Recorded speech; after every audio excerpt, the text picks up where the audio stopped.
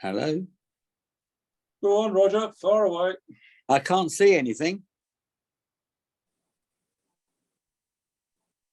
I've got nothing on my screen. Can everybody else see the screen? None of us have got anything on our screens. You haven't? No. No. Oh, I will stop share and start again. Share screen.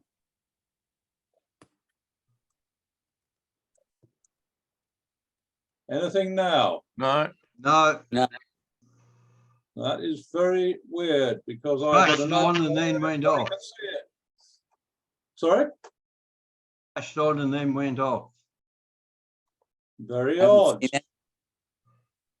Nothing, Malcolm, at all. Well, you should be getting something. Well, this is a good start. Luckily, Frank has got a copy of this presentation.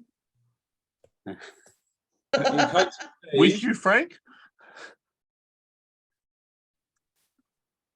I'm definitely sharing. There you are. You are viewing Malcolm Price's screen, except Yeah. there's nothing on it. But you haven't selected the right thing to share, I don't think. Oh, I think I have. Well, Your cursor's There you going are. nuts. There we go. There we Yeah, go. that's what I said. You had a blank screen before. There you are. You're in business. Thank you. I will now, Thank you I very will now mute myself and pretend. Okay. Okay. Who am I? Who's changing the slides? You, Malcolm, or Frank? Me. No, it's Malcolm. Oh, right. Okay. Right. Thank you for having me. Great to. Thank you. And we start off with the actual title.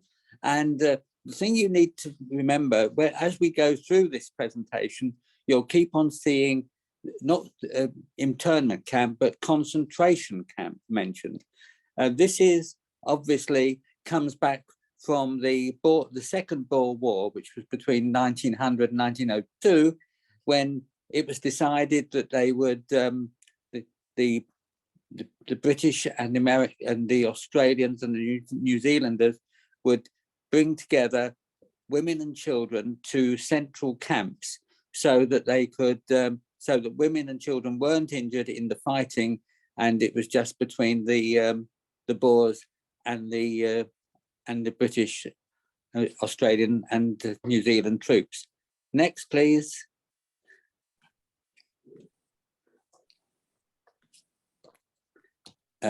This map shows the area of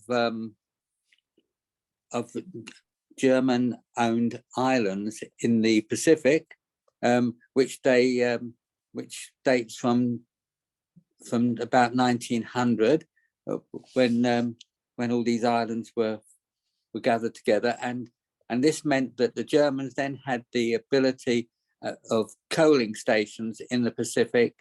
Also, they had the wireless connections across the Pacific to America and on to Germany for the wireless communications, plus the fact they also had quite a big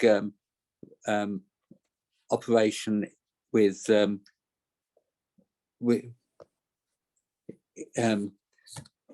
quite a big operation in fruit and vegetables. Thank you. Next. Sorry. Next slide just shows a map of Australia with the with 11 camps mentioned on it, but we're only talking about 10 today. We're leaving out Liverpool and Holsworthy, which were basically together, but that was where at the end of the war the vast majority of the about 6,000 German internees were congregated. So we're just talking about the ones that were in operation immediately the war started and were covered the first 18 months of the war period. Next, please.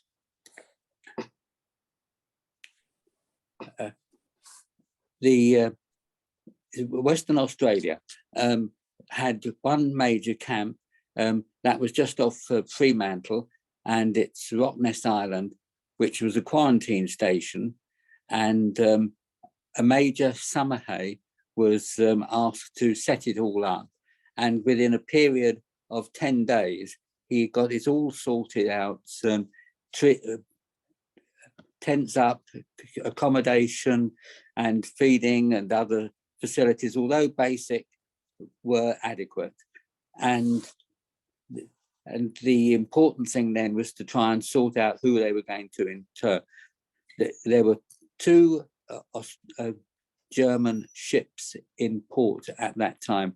So all the crews of those ships were interned, and anybody who was German, who had who hadn't lived in Australia a long time, was automatically rounded up, and it just went on from there. If you had a German background, and they were all asked to find out what was going on. There was a gold rush, of course, in Western Australia as well at that time. Next, please. This card was sent by an internee who was obviously quite an artist, because he's done a pen and ink drawing of this camp with the tents in the background, and he's writing to his wife, and he's saying that he's rather concerned about all the anti-German things that are going on, and worrying about her running a business that they have. Next, please.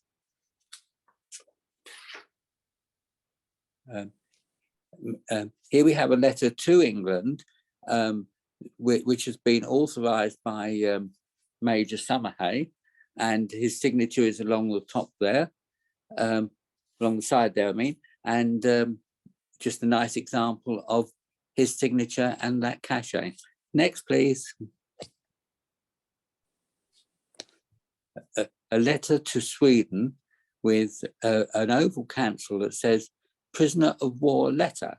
There weren't any prisoner of war camps in Australia because there were too few German military people that were picked up by the Australians. And so they were all amalgamated into the internment camps.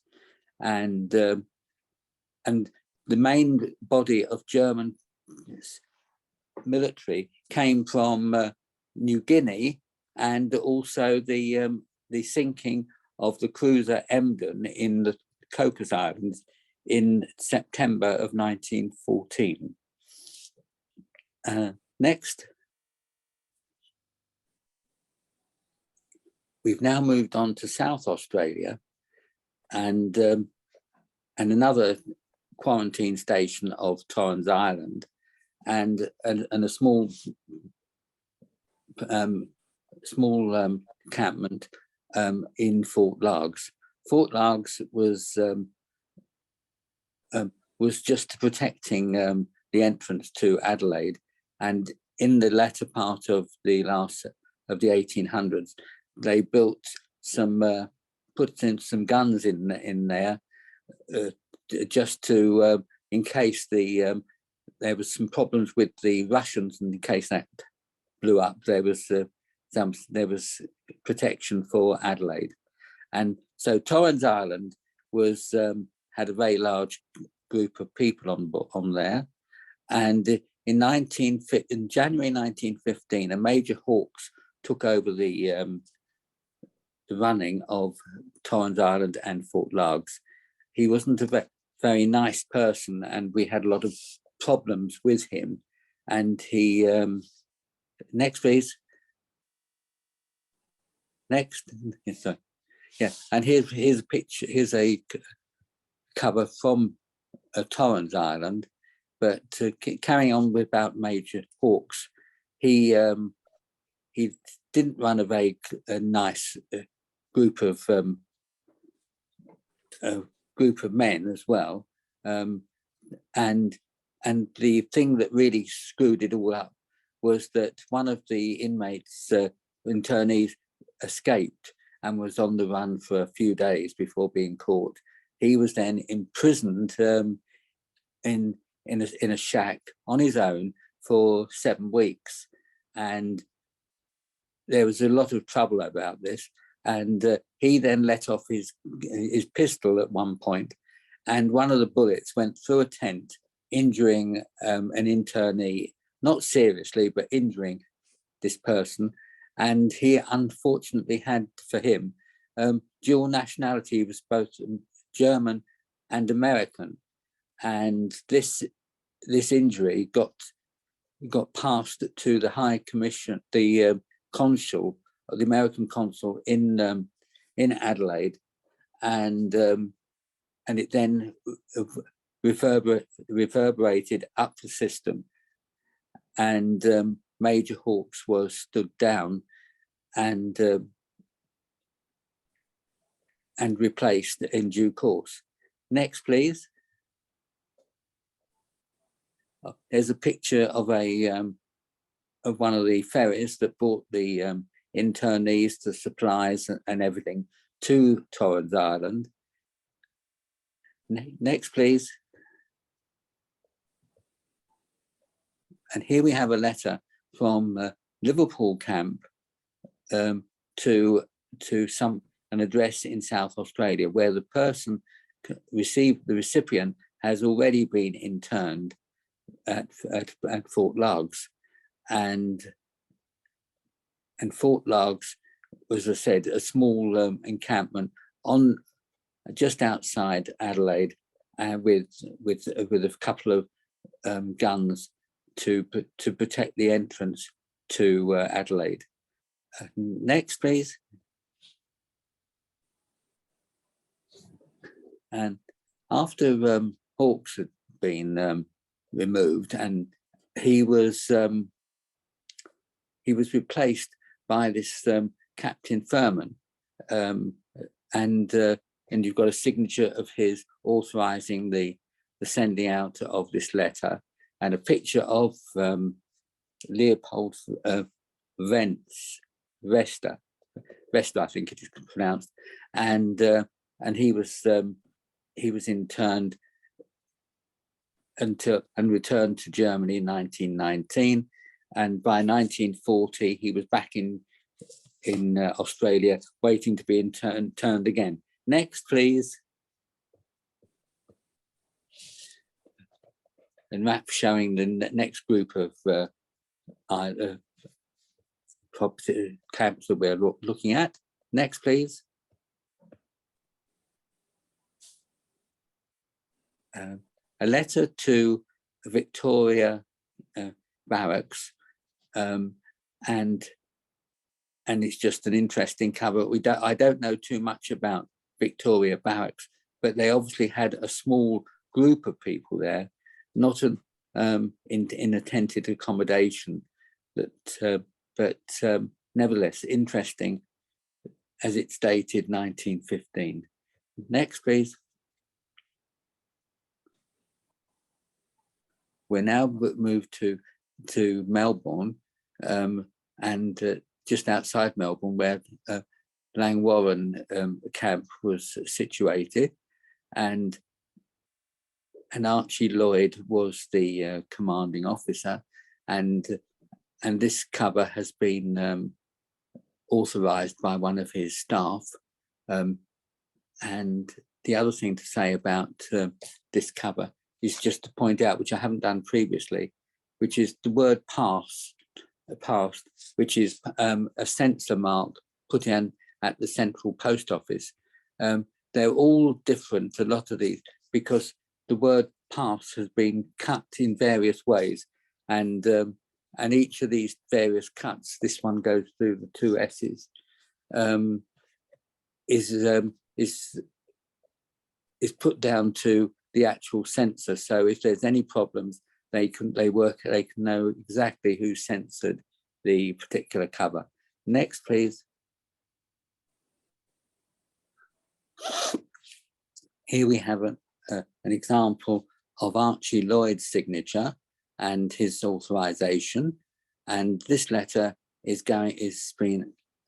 off to Java, and on the reverse you can trace the passage of this cover to Java, and it's obviously from a seaman, because it's because of the stationery, although I haven't bothered to trace it yet. Thank you. Next. Langwarren again, and this is a registered envelope from America to Langwarren. It was also seemed to be addressed to the American consul, but it looks like it probably went straight to Langwarren, to the recipient there. Next, please.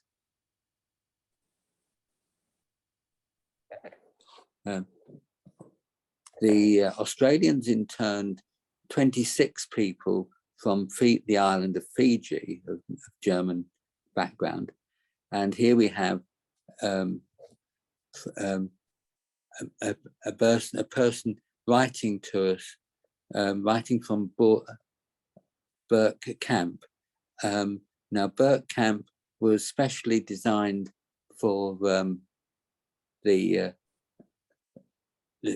for women and children, and was some 800 kilometers away from Sydney. So, and it was centered around a prison camp, and assorted accommodation around, which was a redundant hotel and assorted other redundant buildings. And so women and children were sent to this camp, and that was the and so their menfolk would be in the usual straightforward camps, and women and children in this other camp called Burke.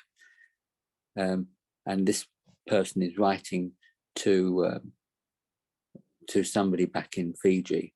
Next, please.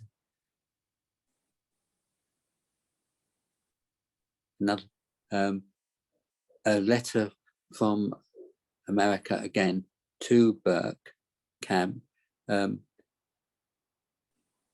Next, please.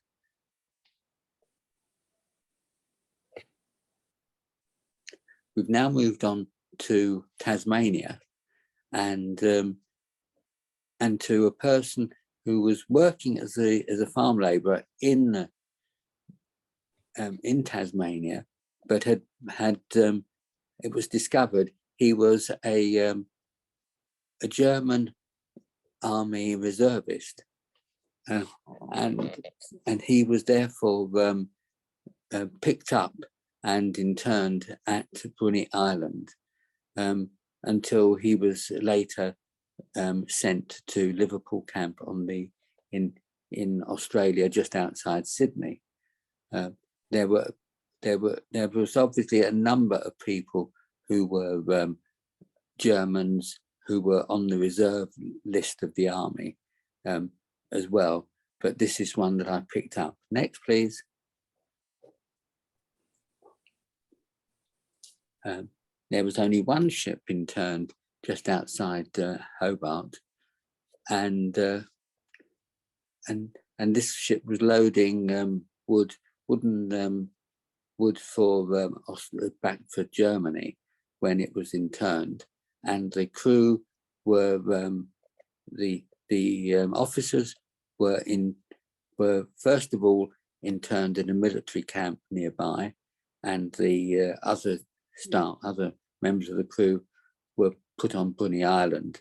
Now, after a short period of time, they were given special dispensation to the officers were given certain dispensation to live in the community as long as they signed up and said that they would behave properly, and so as long as they were in groups of 3 or 4, they then and there was 12 to 15 officers in the crew.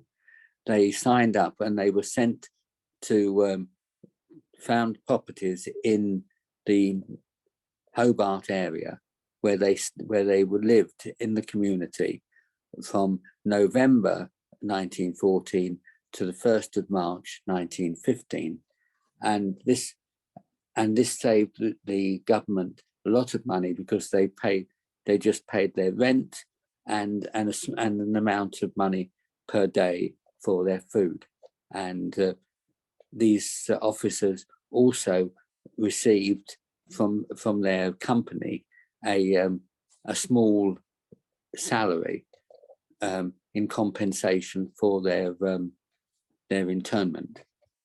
Next, please.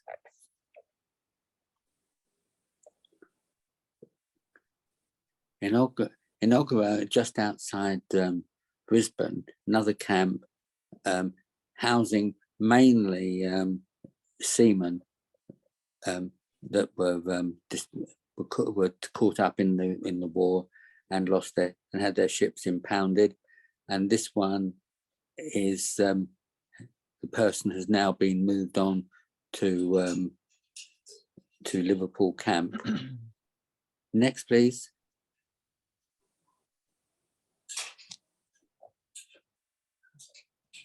Now, we mentioned the issues around Burke camp for the women and children. Well, the situation got more difficult because the Australian government was being asked to take on board other women and children that had been left after the roundup of the menfolk in Hong Kong, Singapore, China, and so they started to think, well, how many are we going to get? And they were looking at 3,000 or 4,000 people.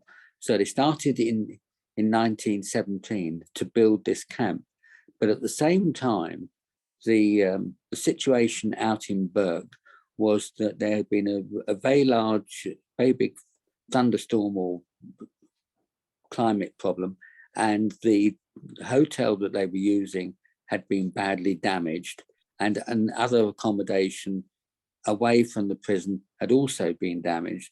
So they had to think of initially rehousing all these people back at Molonglo, and then look at trying to take on board some of these people from these other places. Now, this particular letter is to Holland, written in Dutch, and it's a person trying to relocate family members which they've lost touch with. Next, please.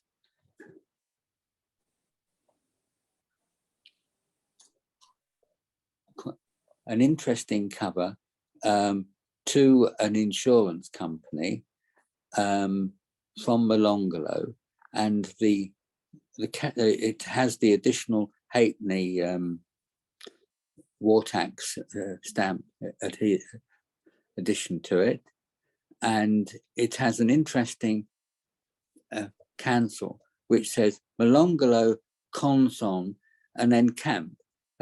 So it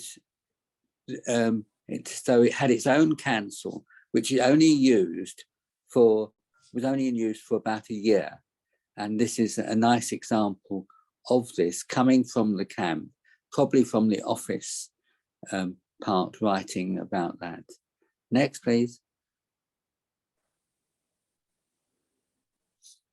Now, Amnesty International, you can write to people that you don't know just to say that we're thinking of you. A similar thing obviously happened back in the latter part of the First World War, because people were asked to write letters, to write cards to people addresses to people they hadn't known of in places like Ceylon, where the women and children were sort of kept under control, were kept, and so people were writing to these families, and here we have two examples: one from Indonesia, and the other one from far north Norway, and they're both interesting in as much as they're so far apart, but these people are actually thinking of them and while writing to them, and these people don't. So it's just to let them know that people are thinking of them, they haven't been forgotten. Next, please.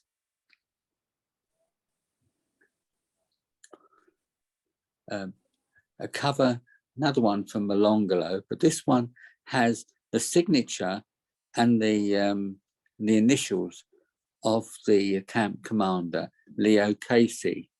And what he's doing here, he's writing to the Liverpool camp to say to them, well, we wish to thank Mr. Oscar Blau for a donation of £10 to his to the organisation's fund to buy toys and books for the children that are now being looked after at Malongolo.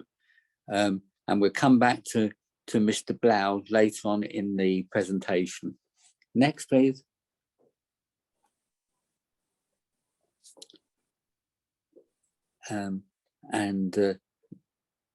So we're dealing with two camps in New South Wales, both at Berrima and Trial Bay. And we start with Trial Bay. Next, please.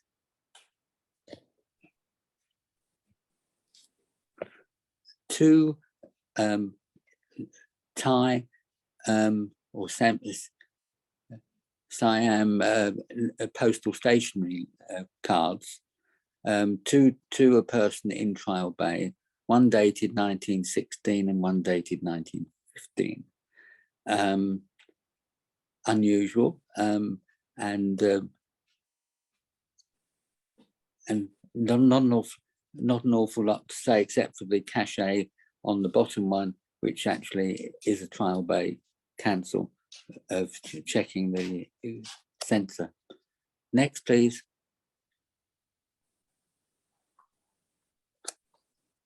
In Trial Bay, it housed a lot of people that were professionals, architects, engineers of one sort or another, and business people. And these people obviously had connections back to where they were originally coming from. And this one is Singapore, and you can see it's a company because it has CO at the end of the clock line of the address, and this person is writing back to the company, thanking them very much for the £50 that has been sent to him for which will be kept in the office at Trial Bay for his use. Trial Bay was on the coast, had a nice situation, and it was originally they're living in a prison that was built in the 1870s, and it was built so that the prisoners could then construct a harbour area to protect the shipping coming down that coast to Sydney in bad weather, because a lot of ships had been lost previously in that period of time. Next, please.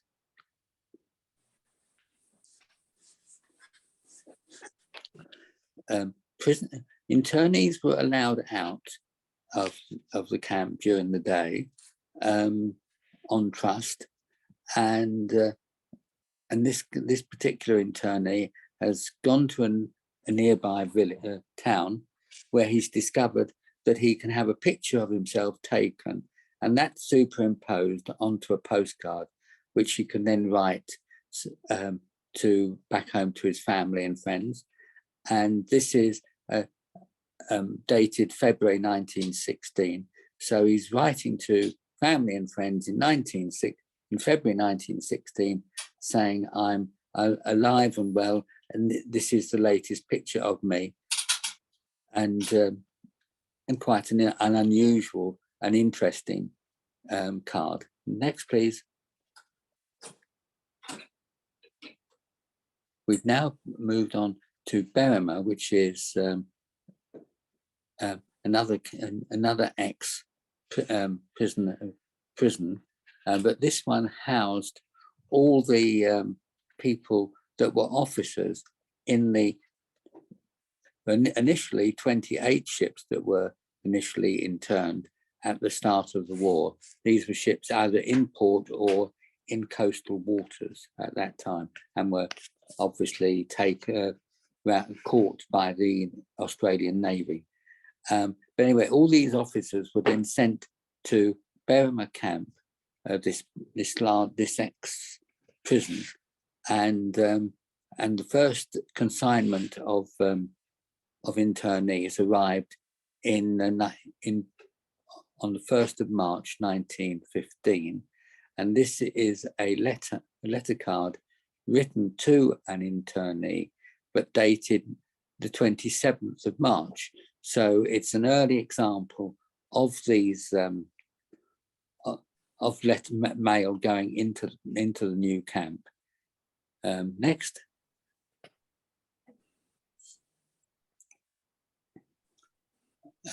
Next, this is an interesting cover. You can first of all see it's to a philatelist or to a philatelic company, but Mr. Bourne was interned when he and his wife and child were trying to get from Nauru to New Guinea, because Mr. Bourne, was a leading person with knowledge of the wireless communication system, and there had been some problems with the system at that time, and he was asked if he could urgently come across to try and sort out what the issues were in Rabaul. They hired a ship called the Zambezi, and he then, with his wife and daughter, set off to New Guinea. Unfortunately, they were caught by an Australian vessel, and he was rather concerned about his wife and daughter, and seemed to have done a bit of a deal, because he gave up the information that he knew to the Australian authorities, and they in turn allowed him to come and live in a bungalow on the in the grounds of Berrima camp. Now, his only disadvantage was that every night he had to leave his wife and daughter and be incarcerated in the prison overnight. But other than that, he was very lucky. And also there were other bungalows in that area that also housed captains who had their wives and children with them on their voyages and were interned in Australia as well. Next, please. Both at Berrima and other camps, there was a degree of music making and other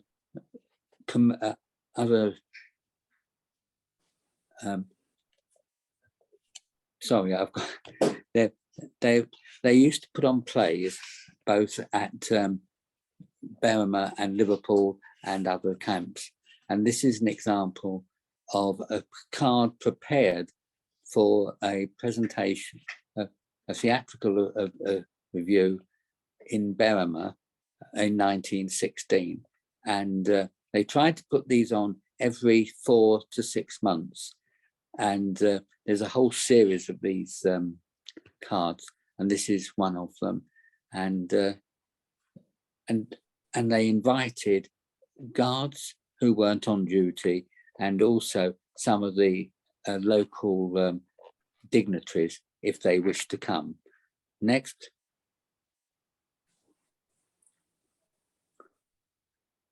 Another postal stationery card from Spain, from Bilbao, that's been sent to a person in Trial Bay. He's obviously not there, and so the envelope, the card, has gone round the houses a bit and found its way to Berrima, and it's got all these nice cachets saying not here and the rest, but unusual item from Spain. Next, please. The cover from an internee who was Venks, Mr. Venks, and he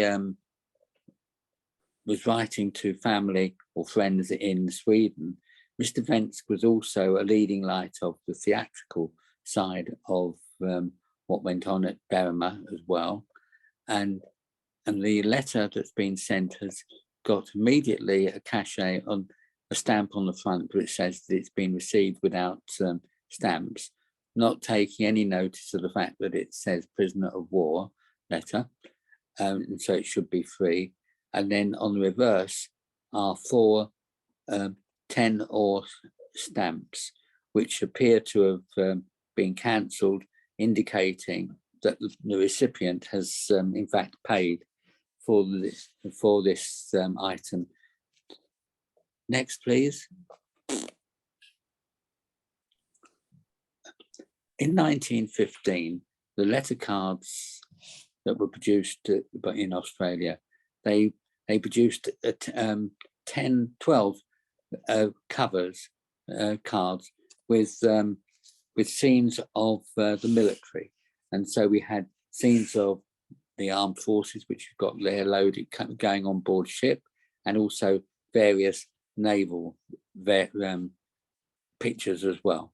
But this is an example of someone sending one of these cards, which shows Australian troops going on board a ship to the seat of war, to a person interned at Berrima camp, and with the cachet censor on the bottom left-hand corner.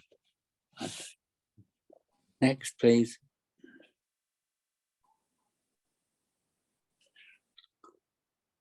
Now here, this is an interesting cover in as much as it's from a person who has been interned.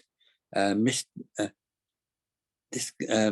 Orr has been interned because he is a Lutheran priest, and as you can see from the way the letter, the envelope's been written, he's rather anti-Australia, with the Australian occupation when he's writing back to New Guinea. Now he's writing back to his wife, who hasn't been interned because she is a nurse and is working with the children in New Guinea, but then it appears that that by the time this letter got to New Guinea, she had been already able to return to Germany, and indicates that she's now living in the Cologne area. So we think that she was given passage back to Germany because she was a non-competent, and so anyway, he doesn't know that yet, or she's not written back to him, and so he's written again to her. And the next one, please. So we've got the same sort of stroppy bit on the about Australia in occupation of the German New Guinea.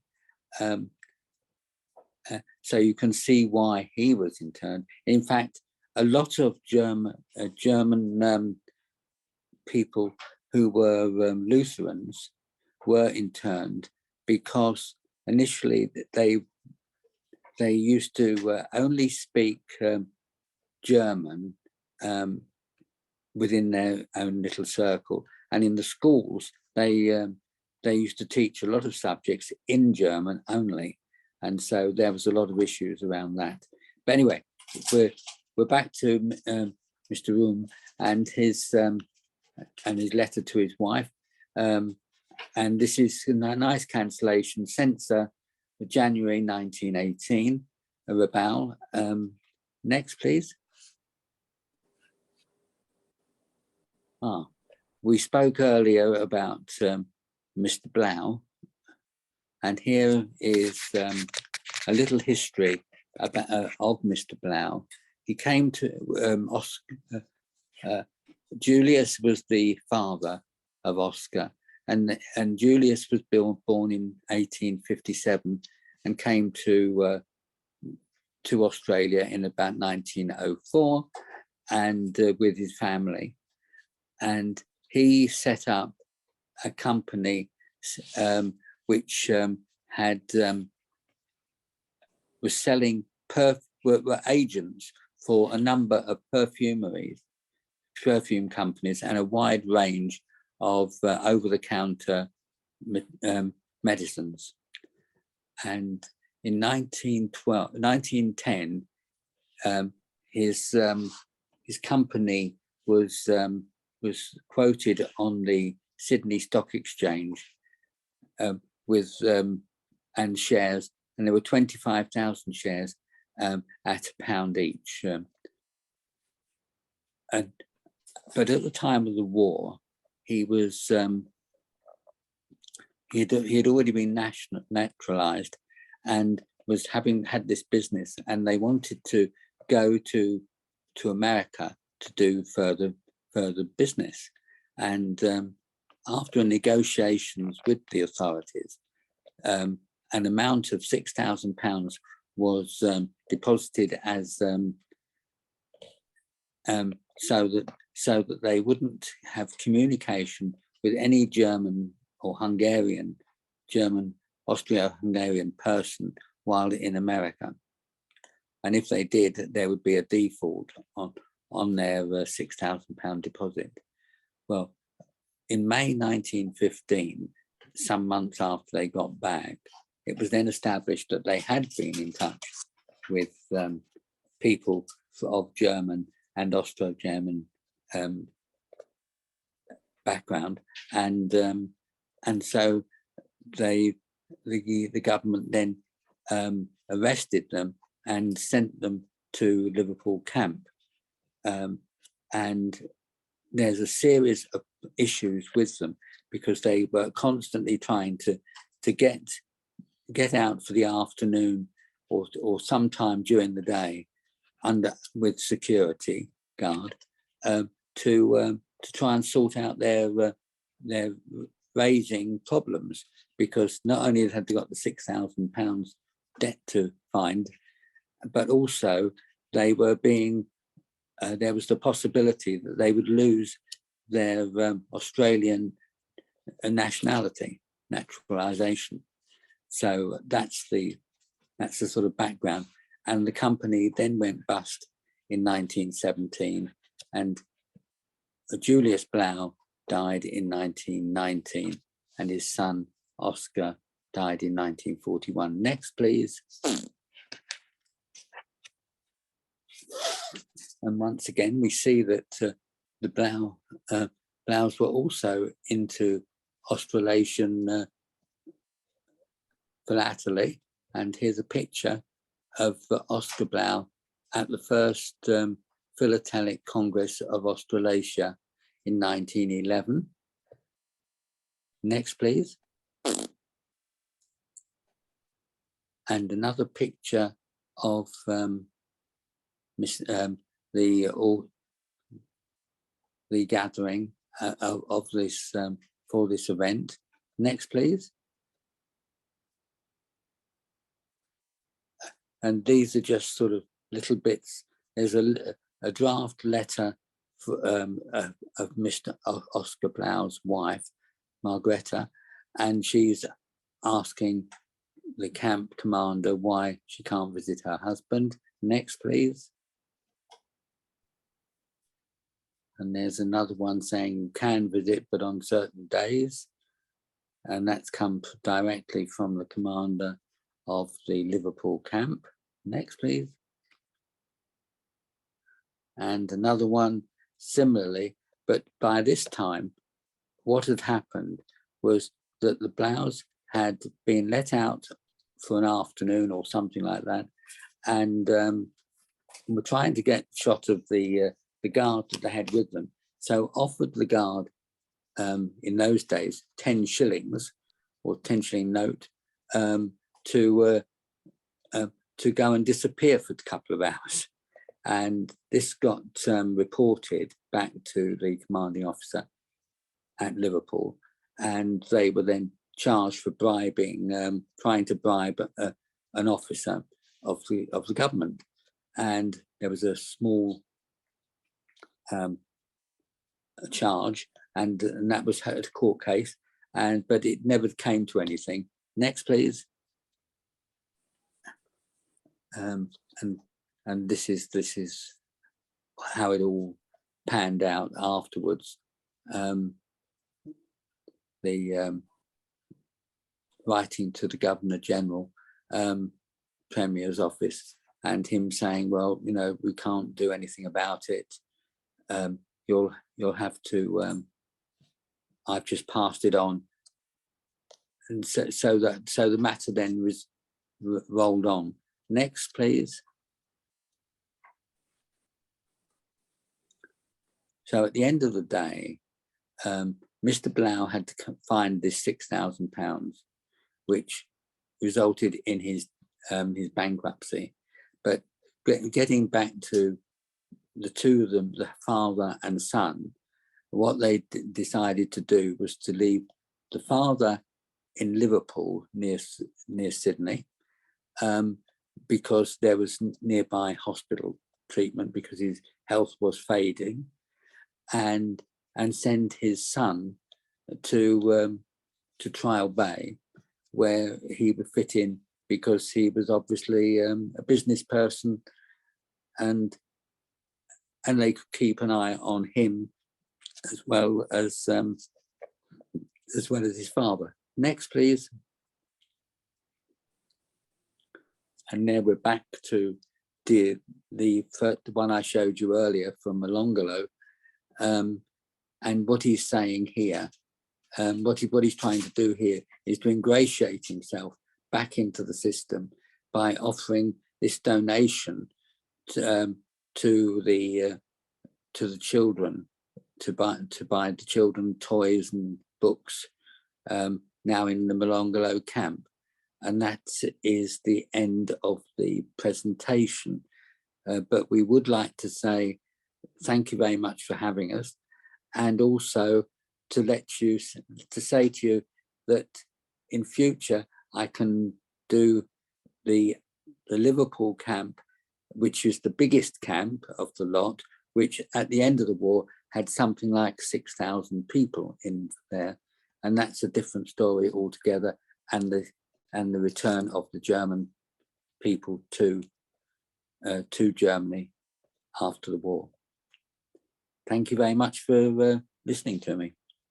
Okay, thank you, Roger, and thank you, Malcolm, as well. I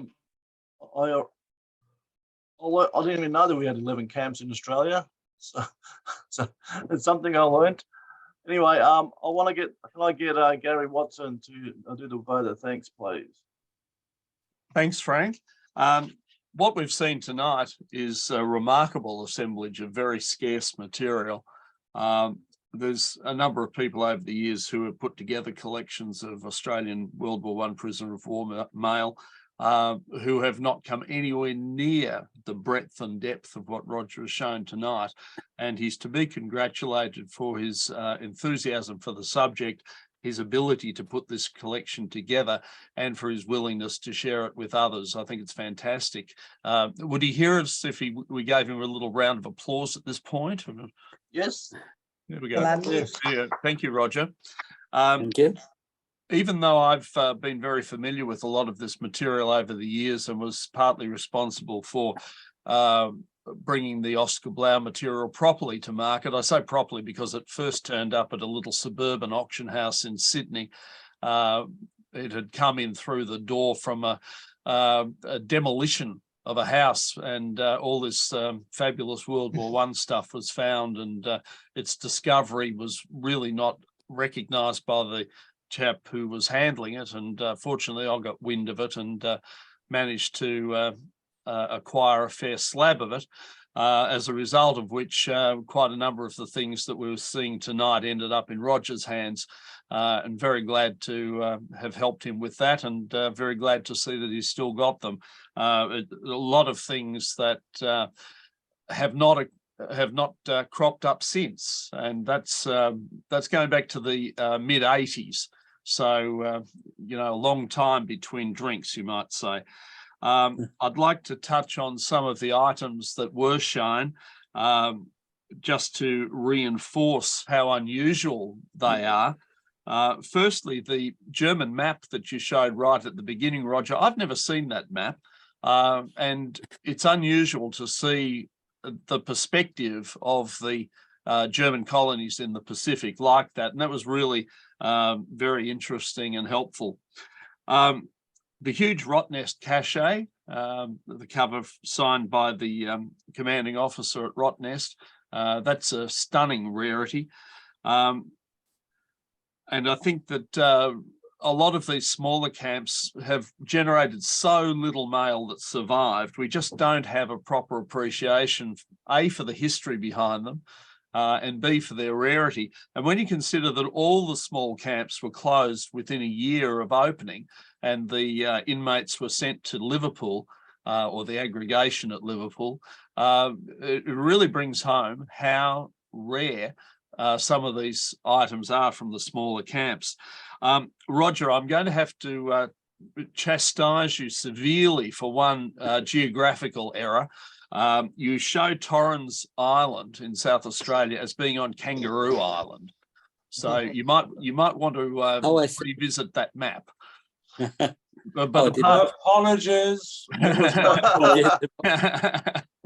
Whoops. It's the only mistake I picked up, so that's pretty good because I'm always looking for them, as people who know me will know well. You've seen that map before, you know. What's that? You've seen that map before. I have, and I was going to drop you a line about it and forgot to. So I see. You just wanted to do it in public, didn't you? Yeah, well, what can I say? It saves an email. You commented about Major Hawkes at Torrens Island. You said he wasn't a very nice man. I think it'd be fair to say that he was a sadist. And to have a person of that ilk in charge of prisoners of any type is clearly unsatisfactory, and the fact that he was only drummed out of the service and not imprisoned is to his good fortune. He certainly deserved to go to jail for what he was doing on Torrens Island. I was fascinated by the cover going to Fort Largs, apart from the fact that you see virtually nothing associated with the Fort Largs camp. It was addressed first to Seppeltsfield, which of course is in the Barossa Valley, and the wine conglomerate up there. And I'm wondering, was there a camp at Seppeltsfield? I've never heard of one, but the indication from the letter is that there might have been. Well, can't say. Yeah, there's further research required. Yeah, absolutely. I really like the cover going to Chillicap in Java, because Chillicap was very important in the Second World War. It was the last bastion of the Allies when they were running away from the Japanese as they crossed over Java, and that's where the flying boats got out to Broome, and the naval vessels got away to Ceylon. So it probably was of no great note in the First World War, but certainly it brought a lot of other things flowing to mind. The cover from Burke to Fiji. I mean, seriously? 26 Fijians and an item has survived going back to Fiji, and it's in lovely condition. And of course, as somebody who has supplied Roger a lot of stuff over the years, I really admire his attention to quality, and I tell you, he's prepared to pay for them. You often have a battle on your hands if Roger Elliott is interested in an item, but the benefit of it shows in what he's shown us tonight. I've never seen the Captain Crookshank censer from Bruny Island in Tasmania, so that's a cracker. The Molonglo Defence Camp stationery is another marvellous item.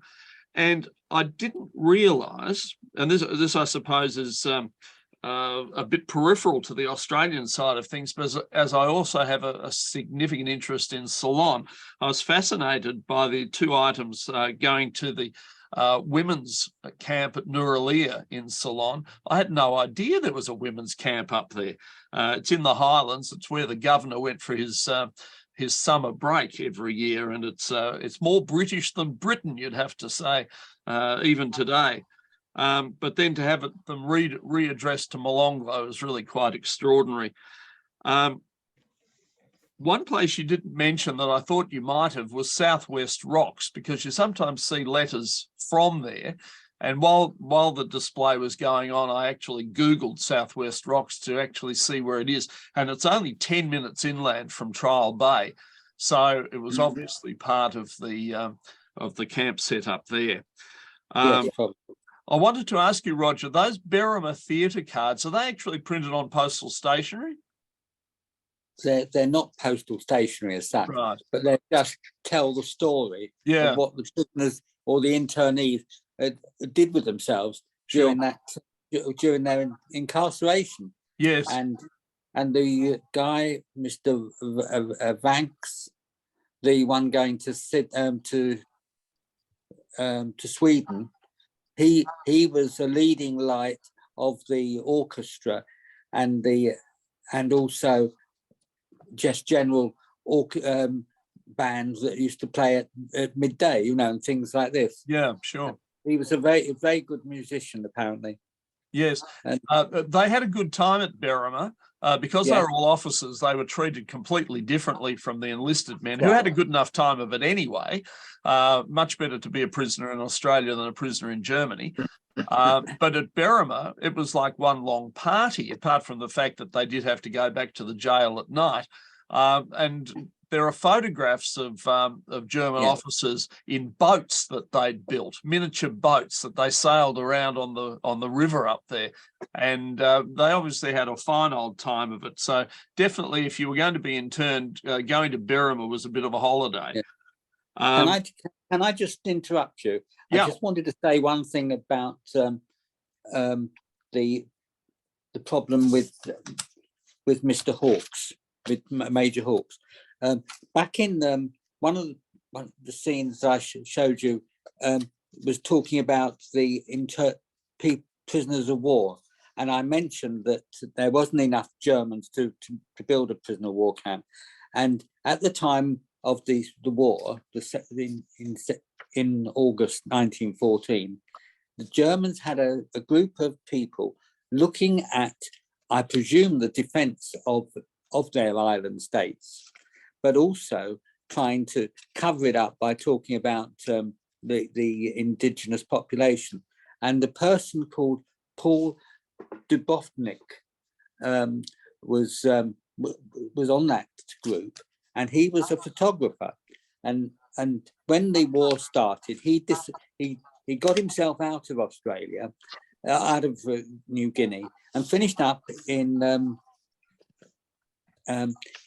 Adelaide, where he was picked up and then sent to Torrens Island. And it was his, and being a photographer, it was his photographs of the way that Hawkes and his men treated the other internees, which was used at the court martials. And following that, he was appointed by the then head of Liverpool camp, called Major Sands, Lieutenant Colonel Sands, to then go around all the camps taking photographs of everything. So he was using him to make sure that everything was running properly and people were being properly treated. And thanks to Paul Dubowski, I should say, Dubowski, has produced a book on his work as well, and it all relates to the theatre groups mainly. Yes. I think all of this sort of stuff's absolutely fascinating, and to me, postal history really comes alive only when you understand the context of the time, of the circumstances under which mail was sent and received, the people behind it. That every cover of note has a backstory, and if you can investigate and understand the backstory, you get a much better idea, a much fuller understanding of what your subject is all about. I'm just utterly astonished at how often you talk to somebody, particularly people who collect just stamps, and you say to them, what's this particular issue about? And they say, I don't know. They've never even looked at it. They've just filled a space in an album. And one of the things that I've always appreciated about military mail in particular is that there's always a story, often an unpleasant story. But without understanding that, how can you have a full appreciation for the material that you're collecting? I remember when I first came into the trade back in 1979, oh my gosh, that dates me, military mail was one of the biggest things going around. You know, everybody was into it. You had people like Paul Cornan and Kent Humphreys and Phil Collis and Ron Lee, and the list just goes on and on. They were all serious military postal historians. These days, military mail has suffered. It's languishing, and I don't understand it, because with the passage of time, more information has become available. There's more awareness of the conditions. There's more understanding of why things happened the way they did and where people were and all that sort of thing. And yet the collecting fraternity for military mail, obviously I'm including internee and POW mail in that, has diminished greatly. And for those of us who do have a collecting interest in it, it's good times, because it's often good to be buying in those circumstances.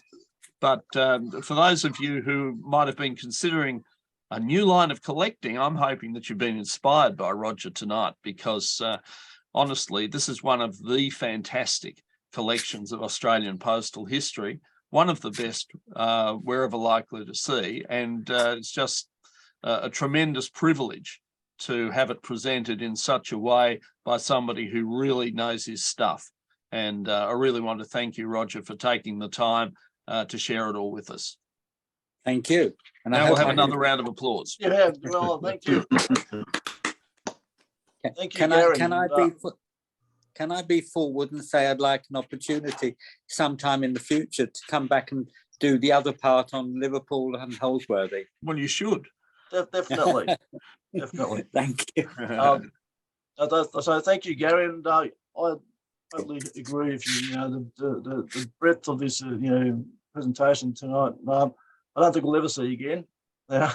So no, thank you, and thank you very much, Roger, for presenting it tonight. And thank you, Malcolm, for assisting Roger. Thanks, Malcolm. No problem at all. I remember to change Kangaroo Island. Oh, that's your faux pas. Oh yes. I'm afraid, yes, I prepared the slides, so that's my fault. No, So has anyone got any myself severely admonished. Has anyone got any questions for Roger? I forgot to ask that after he finished. Has anyone got any questions for Roger? I was looking for the Society's history book here, because during that period, our society had several German members, and they were all quietly suggested they leave the society. I don't know whether they went to internment camps or not. Might be in the Century of Happiness book, I don't know. Yeah, Brett Schneider certainly was required to resign.